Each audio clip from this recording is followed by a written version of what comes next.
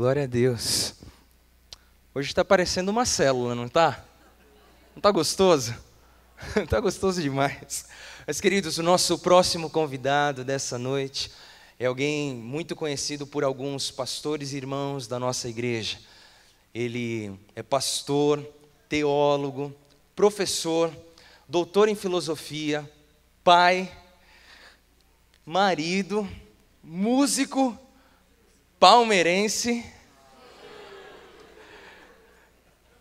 e o melhor, acima de todas as coisas, um servo de Cristo. Amém? E é por isso que hoje é com grande alegria e com uma forte salva de palmas que nós recebemos Jonas Madureira.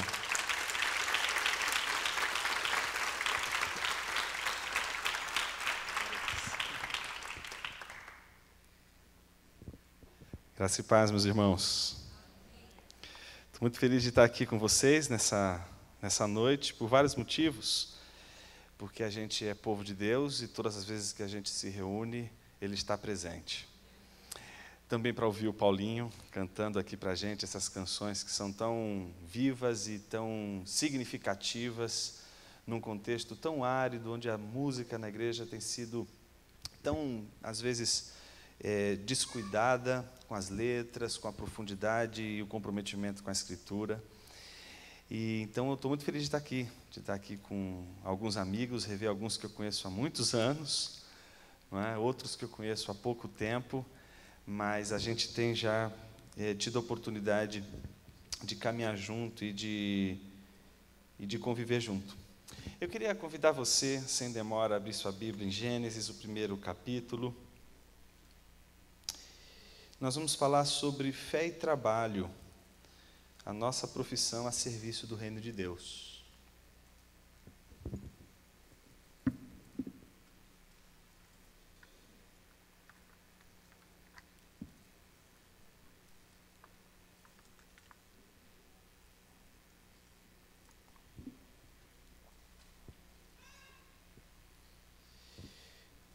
Eu queria começar com uma passagem muito significativa, que é talvez a passagem bíblica mais importante para fundamentar o conceito cristão de trabalho.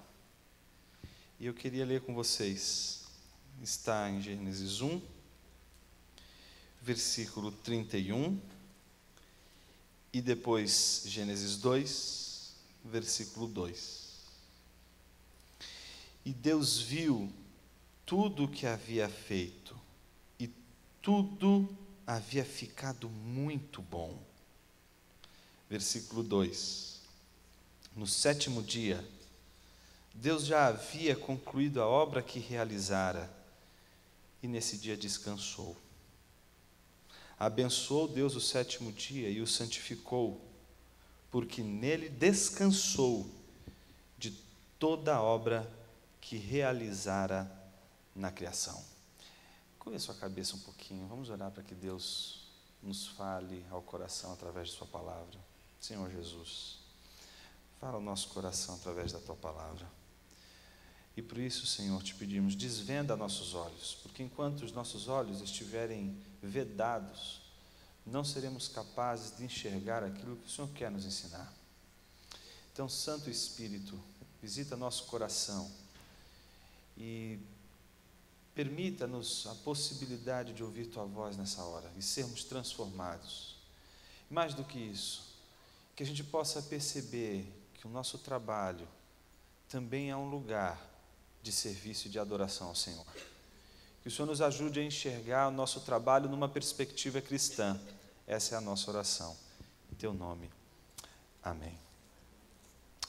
Existem várias maneiras da gente enxergar a profissão, o nosso trabalho.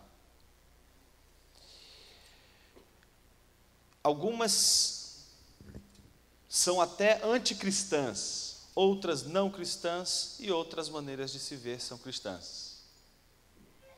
Eu queria mostrar que a maneira de a gente enxergar o nosso trabalho determina como a gente vai lidar com ele ao longo da nossa vida. E eu queria mostrar, obviamente, depois da reflexão que a gente fizer sobre as perspectivas que não são cristãs, mostrar por que a perspectiva cristã do trabalho, da nossa profissão, ela é importante para a nossa vida e para a nossa devoção. Talvez o que eu esteja falando não soe como algo tão importante, mas eu quero mostrar o quanto isso é importante, na medida em que podemos ser cristãos, frequentar nossas igrejas e termos uma experiência cristã de longo prazo, mas a nossa perspectiva do trabalho não ser cristã, ela ser pagã. É possível a gente ser cristão e, ao mesmo tempo, encarar o nosso trabalho de uma maneira não cristã. Ou seja, é preciso recuperar o sentido bíblico do trabalho, para que a gente possa encarar o trabalho de uma maneira afinada com a nossa crença cristã e afinada com a nossa perspectiva das Sagradas Escrituras. É interessante como para muitas pessoas o trabalho é algo tão penoso. Algumas pessoas são capazes de, por conta de todo o labor e de todo o esforço que o trabalho exige no dia a dia, chegarem à conclusão de que o trabalho só pode ser um castigo de Deus. Meu trabalho é um castigo de Deus. Meu chefe é uma maldição na minha vida. Foi alguma coisa que eu fiz de errado no passado que me fez merecer o chefe que eu tenho, ou os funcionários que eu tenho, ou a empresa que eu tenho, ou a profissão que eu exerço. Não é possível que o que eu faço hoje seja algo tão penoso, tão pesado. Isso aqui tem a ver com alguma maldição, não é possível. Essa maneira de encarar o trabalho, ela é uma maneira pagã, ela não é uma maneira bíblica. Os gregos na antiguidade entendiam que o trabalho, ele era resultado de uma maldição por conta dos pecados do homem. E o mito que eles contavam para justificar essa situação do homem era um mito famoso, chamado mito de Sísifo. Já ouviram falar em Sísifo? Sísifo foi um cara que foi condenado pelos deuses, portanto é uma visão pagã, não cristã do trabalho, e ele foi condenado pelos deuses ao seguinte castigo: ele tinha que pegar uma pedra maior do que ele e rolar essa pedra do sopé da montanha até o cume, todo santo dia. Então, nascia o sol, ele pegava aquela pedra, rolava aquela pedra por todo aquele monte, até chegar ao cume da montanha. Quando ele chegava no cume da montanha, o dia já tinha raiado, e então quando a pedra chegava no cume, ela rolava novamente para o sopé da montanha, e ele, noite adentro, descia o monte, para no dia seguinte, quando o sol nascesse, pegar aquela pedra maior do que ele, debaixo de um sol escaldante, subir um morro, até levar aquela pedra no cume da montanha. Quando a pedra chegava no cume da montanha, a pedra rolava, e noite adentro, ele descia atrás da pedra, para que no dia seguinte, lá no sopé da montanha, ele pegasse aquela pedra maior do que ele, debaixo de um sol escaldante, rolasse aquela pedra tarde adentro, até chegar ao cume da montanha. Quando chegava no cume da montanha, a pedra rolava novamente até o sopé da montanha, no que ele, à noite adentro, descia. E no dia seguinte ele ia pegar e falar: Jonas, para, você está descrevendo o meu trabalho, você está dizendo o que é a minha vida. Esta é a minha vida, meu trabalho é uma pedra gigante que eu carrego todo santo dia, e eu sempre me pergunto: para quê? Para que um sujeito vai pegar uma pedra enorme, maior do que ele, rolar do sopé da montanha até o cume da montanha, sabendo que quando chega no cume da montanha, ela rola novamente lá para baixo? É algo sem sentido. Existem muitos irmãos que encaram o trabalho dessa maneira, como algo sem sentido, como algo absurdo. Mas é necessário, eu preciso trabalhar, essa é a minha pedra do dia, eu preciso carregar a minha pedra de hoje, essa é a minha cruz. Chega até a usar o termo bíblico aí para falar do trabalho. Mas será que a visão bíblica do trabalho é uma visão assim? De algo sem sentido, de algo que a gente tem que carregar todo santo dia, do qual nós não conseguimos encontrar ali uma razão? Seria o trabalho algo absurdo, algo do qual eu sou obrigado a fazer um santo dia, mesmo sem saber o porquê? Entretanto, não existe só essa visão de trabalho, existem outras visões de trabalho muito equivocadas. E talvez a outra visão equivocada, talvez muito comum no nosso meio, seja exato oposto, seja aquela ideia de que o trabalho nos redime. E aí é o outro ponto desse pêndulo, é o outro lado da moeda, é quando o sujeito ele já não consegue encontrar nada na vida que possa salvar ele, a não ser o trabalho, e aí o trabalho já não é mais algo absurdo, não é algo mais sem sentido, uma espécie de castigo dos deuses, é o que redime ele da esposa e da sogra, é o que faz ele acordar e dizer, agora eu encontrei a paz na minha vida, quando eu vou para o trabalho, acaba quando eu chego em casa e dou de cara com aquela carranca que é a sogra. E aí o sujeito acha que o trabalho é a coisa mais importante da vida dele. E aí ele olha para o trabalho como o grande redentor da sua história, o grande redentor da sua vida. Eu gostaria de dizer que a maior parte de nós opta pelo trabalho como redenção.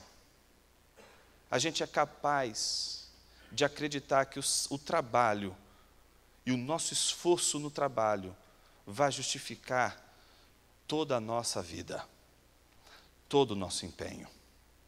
Você já parou para pensar quantos pais são capazes de sacrificar momentos importantes com sua família, porque ele tem uma causa, a grande causa, o seu trabalho? A Bíblia tem um nome para isso.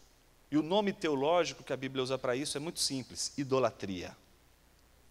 O que é a idolatria? A idolatria, às vezes, a gente acha que é algo que diz respeito meramente às esculturas feitas por nossas mãos. Então, a gente é evangélico, a gente quando abre lá Gênesis e vê lá os 10 mandamentos, a gente vê o primeiro, não farás nenhuma imagem de escultura, etc. Pô, beleza, a gente não tem imagem, deixa eu ver se tem alguma aqui. Não tem nenhuma imagem, não tem vela, a gente não acende vela para santo, não faz. Vamos para o próximo mandamento porque está resolvido. Resolvido nada, irmão. A gente precisa de recuperar o sentido de idolatria.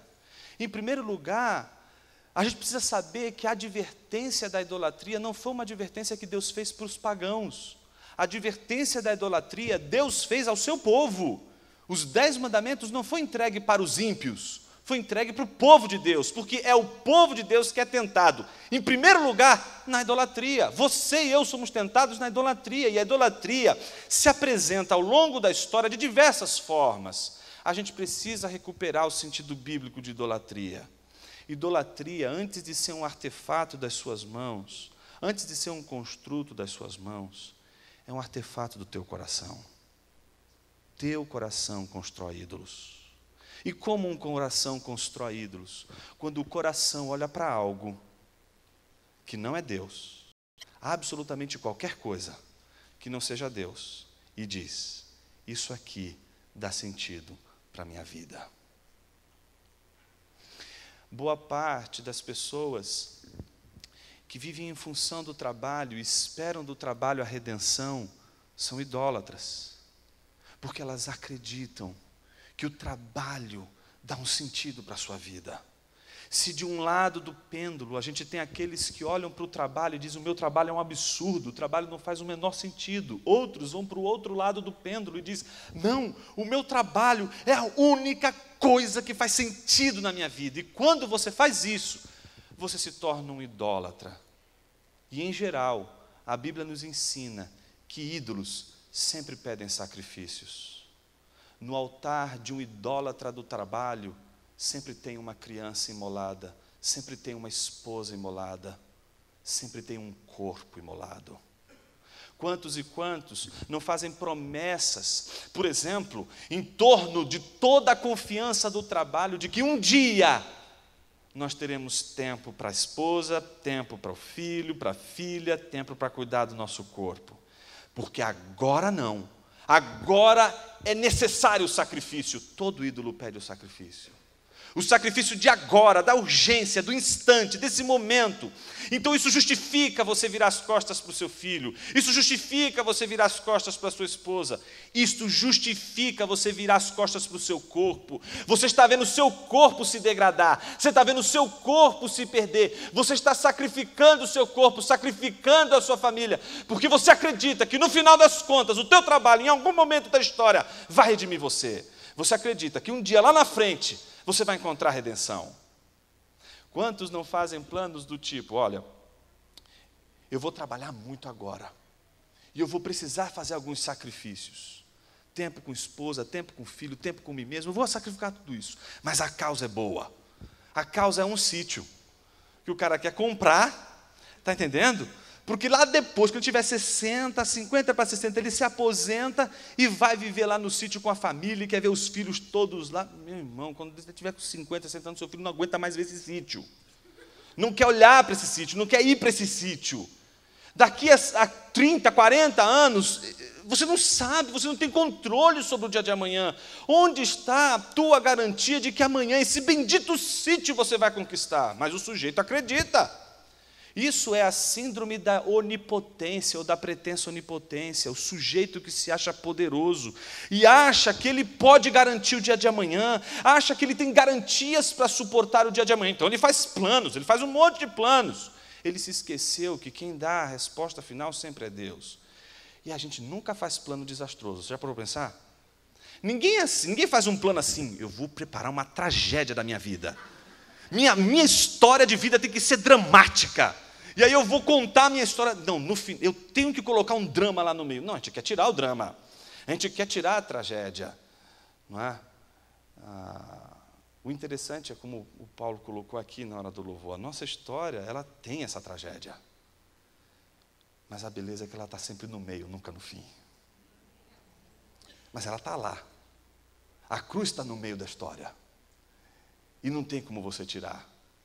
Alguns vivem a ilusão de que podem tirar, que podem se livrar dela. Aí nunca prepara o futuro, sempre pensa um futuro, né, fantástico. Aí o sujeito vai lá, dá os seus 50 e poucos anos de idade, chegou a hora tão esperada, agora ele vai se aposentar. Vai lá, olha, eu quero pedir minhas contas, acabou meu tempo, agora eu vou curtir minha vida com a minha família. Os filhos já foram tudo para fora do país. Vou curtir agora a minha vida. Pronto, pega lá tudo que tem que pegar e sai da empresa. Quando ele sai, atravessa a rua, vem um caminhão e passa por cima dele. Desculpa, a história é trágica, eu não tinha uma história mais romântica para contar para você. Mas essa história que eu estou te contando é extremamente possível. Por quê? O caminhão você nunca planeja, mas ele está na tua história. E às vezes a gente não é capaz de pensar que na nossa história existem momentos que a coisa pode virar do avesso. Um momento de falência, da noite para o dia, pode se tornar um grande sucesso. E o contrário também vale. A gente tem dificuldade de aceitar que não temos controle nenhum da vida. Meu irmão, você é um cristão, você é um homem temente, uma mulher temente a Deus. Você não pode viver a vida como se você controlasse tudo à sua volta. Nós estamos no mundo à mercê da graça de Deus. E essa graça nos ensina a viver de uma maneira diferente. Nos ensina, em primeiro lugar, a descobrir qual é a razão da nossa vida. Porque o problema do Sísifo e o problema do idólatra é um só: Deus. Falta Deus tanto para aquele que acha o trabalho um absurdo, algo sem sentido, como falta Deus para aquele que faz do trabalho um Deus. É Deus que põe em equilíbrio toda a sua vida. Quando a gente não ama a Deus, a nossa vida fica toda desequilibrada. Por que ela fica desequilibrada? Porque alguma coisa vai ser amada no lugar dele. Você não foi feito para amar as coisas de uma maneira equilibrada.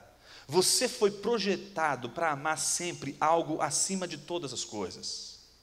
Então sempre você vai ter uma tendência a amar algo profundamente, radicalmente, como o sentido da sua vida. Por isso é muito importante a pergunta: qual é o sentido da tua vida? Porque se esse sentido da tua vida for qualquer coisa, o trabalho, por exemplo, mas não for Deus, todas as demais coisas estão correndo risco de vida.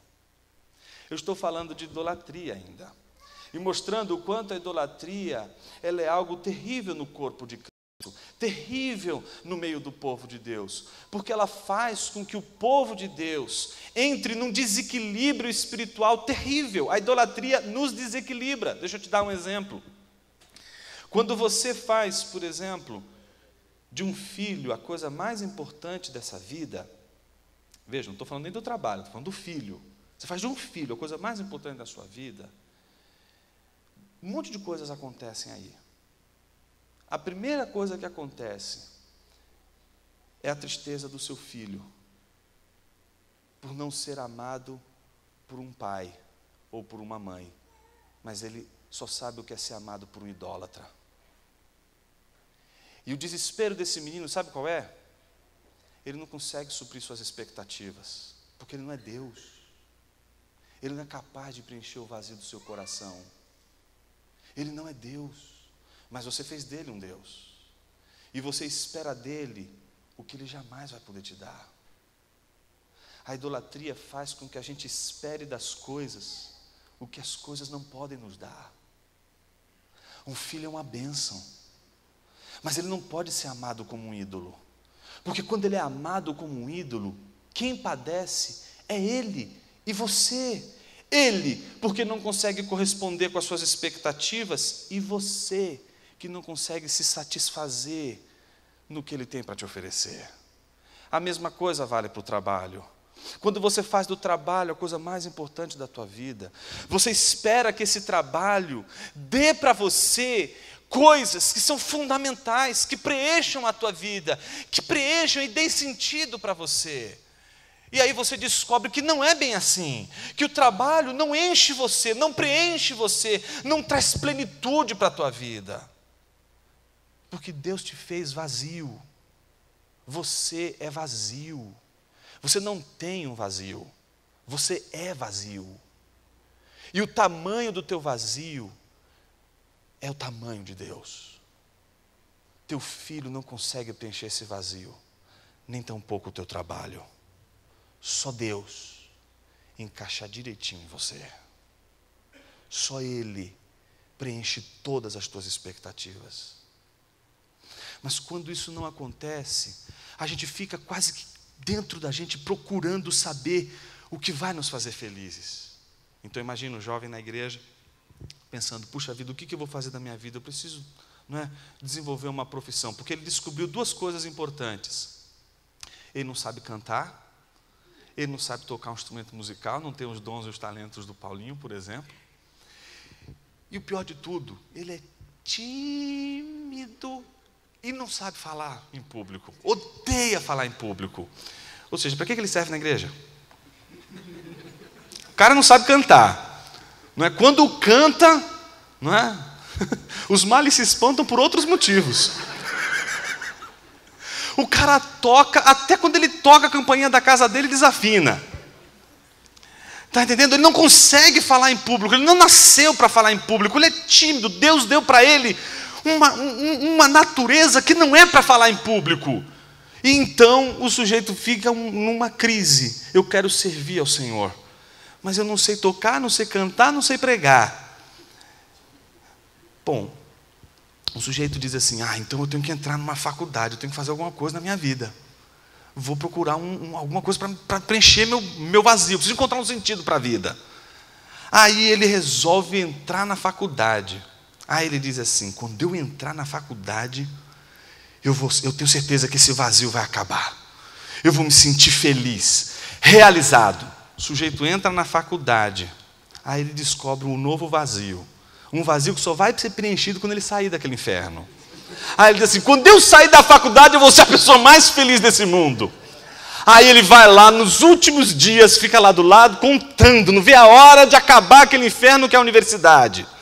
Pronto, recebeu o diploma, ele acha que vai ser a pessoa mais feliz do mundo. Ele não descobre que só vai ser feliz quando ele arrumar um emprego. Não é assim? Aí ele arruma um emprego, achando que quando ele arrumar um emprego, ele vai ser feliz. Aí ele diz, não é agora. Eu só vou ser feliz quando eu me aposentar. É quando comprar um sítio. É um maldito sítio. Ou seja, a gente vai protelando a nossa felicidade, determinando a nossa felicidade nas coisas e nos feitos que a gente vai fazendo. Porque a gente acha que em algum momento isso vai preencher a nossa vida, e não vai. Então o sujeito, ele se faz a pergunta: como é que eu posso fazer com que tudo o que eu faça, tudo o que eu realize, ele possa se submeter ao equilíbrio da palavra? Só tem uma coisa, meu irmão: amando Deus sobre todas as coisas. Quando a gente ama Deus sobre todas as coisas, a gente tem uma experiência de equilíbrio com todas as demais coisas. Tudo ganha mais sabor, mais vida, mais alegria, mais prazer quando Deus é amado sobre todas as coisas. Quando Deus é amado acima de todas as coisas, você já não espera das coisas aquilo que só Deus vai te dar. E aí você espera de um filho aquilo que um filho te dá. E aí quando isso acontece, esse filho recebe o beijo de um pai, não de um idólatra.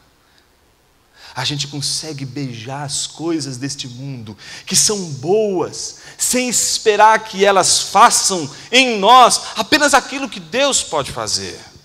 Mas há uma advertência que a gente não pode deixar em nenhum momento de prestar atenção. A advertência quanto ao servir a Deus.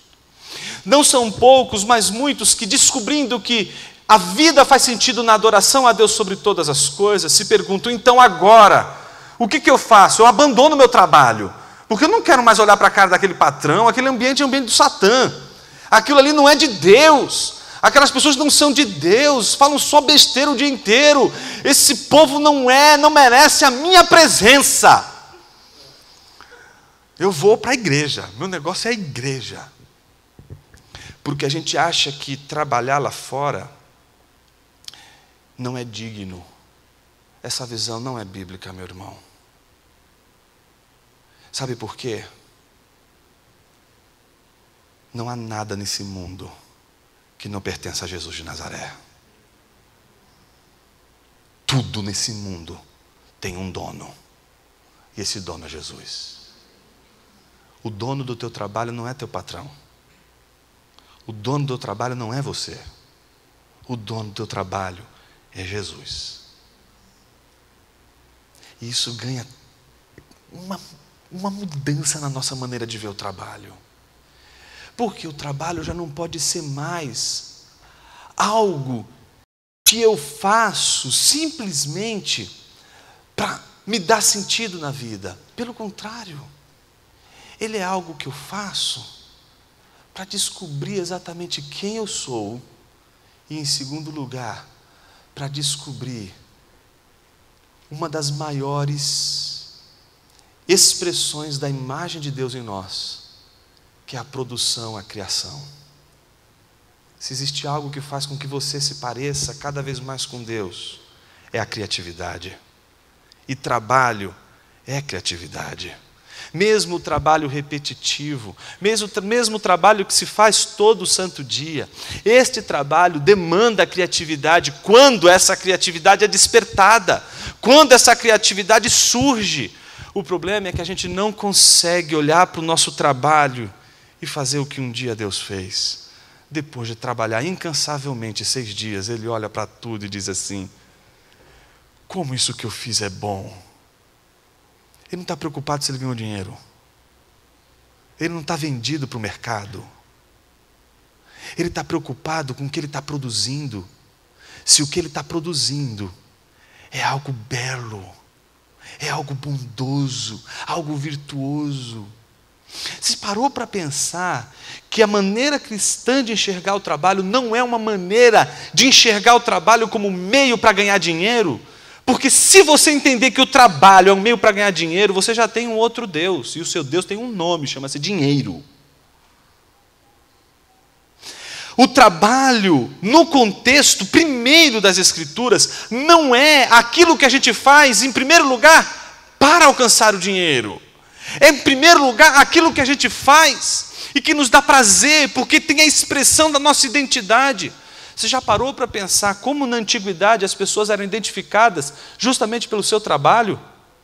João Batista, não é? João Marceneiro, João Ferreiro, não é? Alexandre o Latrueiro, para pensar lá no texto bíblico. Cada um é definido pelo seu trabalho, por aquilo que gosta de fazer, mas também pelo talento que tem, pelo talento que exerce. A idolatria é algo tão forte que pode fazer alguém se curvar ao dinheiro, e agora ele não sacrifica mais família, não sacrifica mais seu corpo, ele sacrifica seus dons e talentos. Deus deu para ele dons e talentos, mas o sujeito olha para o talento e diz assim: olha, esse talento não dá dinheiro, é melhor eu escolher uma profissão que dá dinheiro. Você está dizendo, em outras palavras, que o dom que Deus te deu não é suficiente para te fazer feliz. E você está confiando que o dinheiro vai te fazer feliz. Pobre, miserável, cego e nu. Essas são as palavras que Jesus diz à igreja de Laodiceia. Uma igreja rica, poderosa, mas não havia nela nada que impulsionava essa igreja para Deus. Quando a gente olha para o trabalho e faz do trabalho apenas um meio para alcançar dinheiro, a gente faz um pacto com Satã, o pacto com dinheiro. Isso não é algo tão simples assim, meu irmão, porque a gente se vende exatamente por conta disso. Eu me lembro de um curso que eu fiz na FGV, e no final desse curso, um rapaz com lágrimas nos olhos disse assim: eu fiz a escolha mais errada da minha vida. Eu escolhi ganhar dinheiro. Eu não escolhi fazer o que eu sei fazer.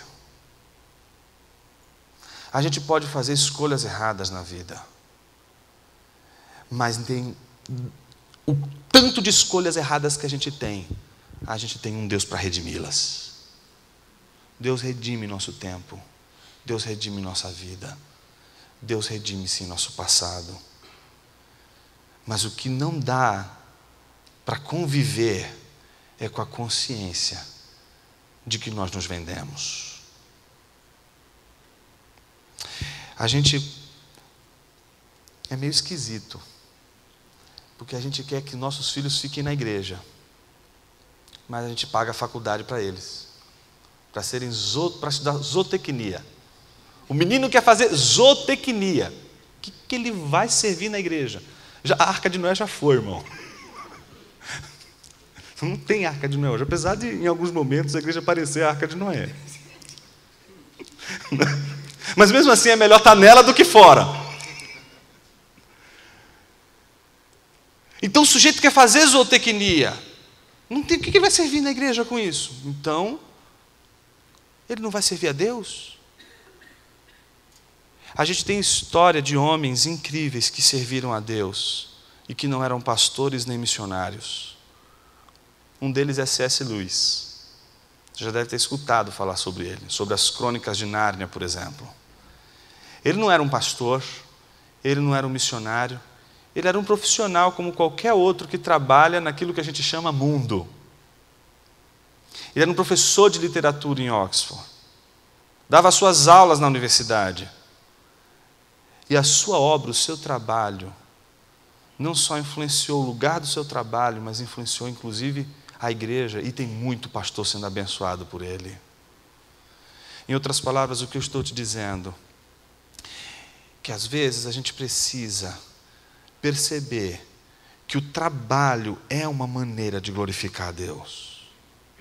E você vai glorificar a Deus todas as vezes que você fizer o seu trabalho da melhor maneira, com os dons e os talentos que Deus te deu. Mas como você vai poder fazer o melhor no seu trabalho se você faz o que você não foi feito para fazer? Se você se traiu, se você traiu os dons e talentos que Deus te deu. Não são poucos, mas muitos os testemunhos daqueles que vão traçando caminhos aparentemente de sucesso, alcançam dinheiro, mas no final estão dizendo: se eu pudesse, eu trocaria tudo isso. Você vai esperar isso acontecer?